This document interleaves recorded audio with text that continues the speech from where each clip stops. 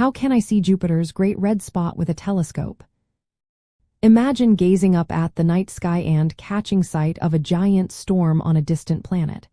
That's what seeing Jupiter's great red spot is all about.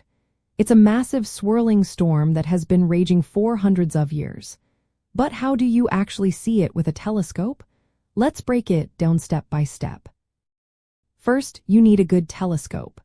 A telescope with an aperture of at least 4 inches or 100 millimeters is recommended. Larger telescopes, like 6 inches or more, will give you a clearer and more detailed view. A Maksutov-Cassegrain or Schmidt-Cassegrain model works well because they handle high magnification and planetary detail better. Next, you want to set your telescope up properly. Make sure it is on a stable mount that doesn't shake or wobble. Allow your telescope to cool down to the outside temperature before you start observing. This helps prevent heat waves inside the tube that can blur the image. Magnification is very important. To see the great red spot clearly, use a magnification of at least 100 times. If your telescope can go higher and the atmosphere is calm, try up to 200 times. But remember, high magnification only works well if the air is steady. If the sky is turbulent, even the best telescope will give you a fuzzy picture. Timing is everything. The great red spot moves across Jupiter's face as the planet rotates. Jupiter completes one rotation in about 10 hours. That means the spot is only visible when it is facing Earth.